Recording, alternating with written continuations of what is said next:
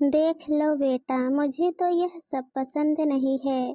अभी से अपनी मनमर्जी चला रही है, बड़ों का तो कोई लिहाज ही नहीं है।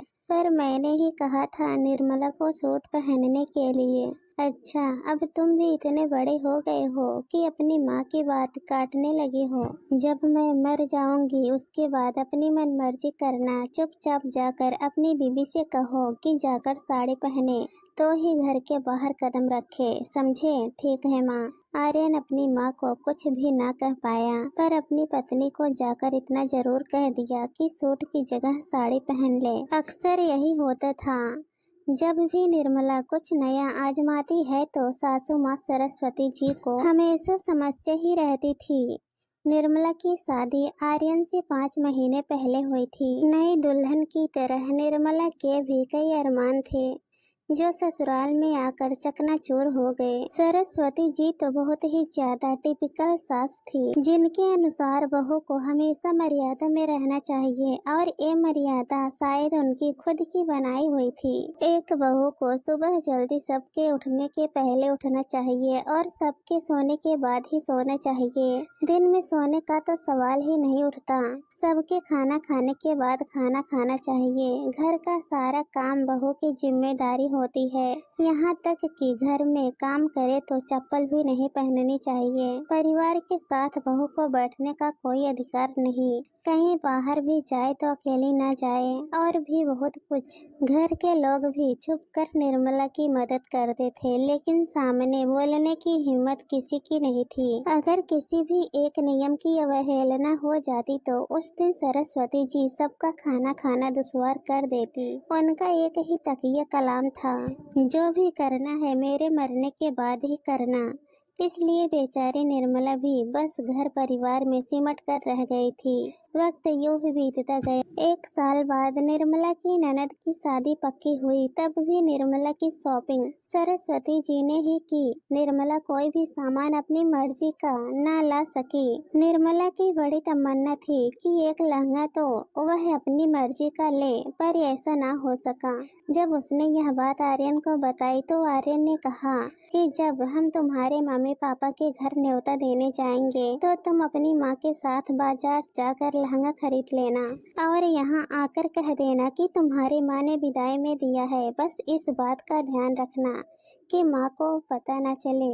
निर्मला ने ऐसा ही किया, पर पता नहीं कैसे सरस्वती जी को पता चल गया और उसके बाद उन्होंने बहुत अखेड़ा खड़ा कर दिया। उन्होंने निर्मला को वह लहंगा ये कहकर पहनने तक नहीं दिया कि मैं मर जाऊंगी तो मेरी अर्थी पर पहन लेना। आखिर मन मार कर निर्मला ने वो लहंगा अपनी ननद को ही गिफ्ट कर दिया। वक्त यूं ही बीतता गया, पर सरस्वती जी के स्वभाव में कोई फर्क नहीं आया। कुछ सालों बाद निर्मला के देवर मदन लाल की भी शादी हो गई और रचना निर्मला की देवरानी बनकर घर में आ गई। निर्मला सीधी सादी थी, वहीं रचना तेज तर्रार स्वभाव की थी।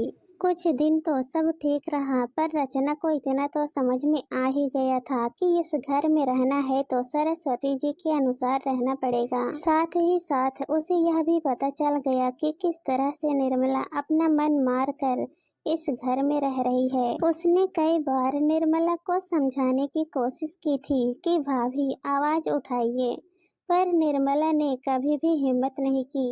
एक दिन मदन लाल और रचना ने पिक्चर देखने जाने का प्रोग्राम बनाया। उस दिन रचना सूट पहनकर कमरे के बाहर आई तो उसे देखकर सरस्वती के तन बदन में आग लग गई। बहू, यह क्या हरकत है?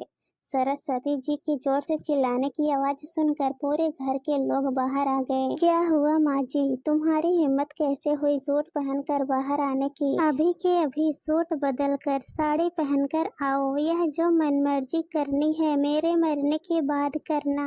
मैं नहीं बदलूंगी सूट। आपको चीखना है, चिल्लाना है, जो करना है करिए। सरस्वती जी को रचना से इस तरह के जवाब की उम्मीद नहीं थी। उन्होंने पास रखी छड़ी उठाई और रचना की तरफ लपकी। तेरी इतनी हिम्मत कि मुझसे जुबान लड़ाती है? अभी फोन करती हूँ तेरे बाप को, आ करके लेकर जाएंगे तुझे। कभी निर्मला ने भी मुझे पलटकर जवाब नहीं दिया। तेरी हिम्मत कैसे हो गई जो मुझे जवाब दिया? जो भी करना है मेरे मरने के बाद करना। कब मर रही हैं आप? अचानक से निर्मला के यह कहते ही पूरे कमरे में सन्नाटा पसर गया। क्या कहा बहू तुमने? यही कि कब मर रही हैं आप? कितने सालों से मैं आपके मरने का इंतजार कर रही हूँ, पर आप हैं कि मरती ही नहीं। बहुएं भी इंसान होती हैं, उनकी भी कुछ इच्छाएं होती हैं, लेकिन उन्हें पूरा करने के लिए हमें आपके मरने का इंतजार क्यों करना पड़ रहा है? आप जैसी औरतें कभी भी अपनी बहुओं की इच्छाओं को समझ नहीं पाती। मर्यादा के नाम पर झूठे ढकोसलों में आपने हमको बांध कर रख दिया।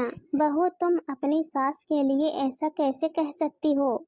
मैं तो आप ही के मुंह से सुनती आ रही हूँ।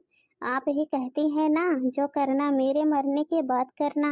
आप ही की बोली है जो शायद बहुएं आपके मरने का इंतजार कर रही हैं। आज निर्मला के मुंह से यह सब सुनकर पूरा परिवार दंग रह गया। वहीं सरस्वती जी के मुंह से बोल तक ना फूटा।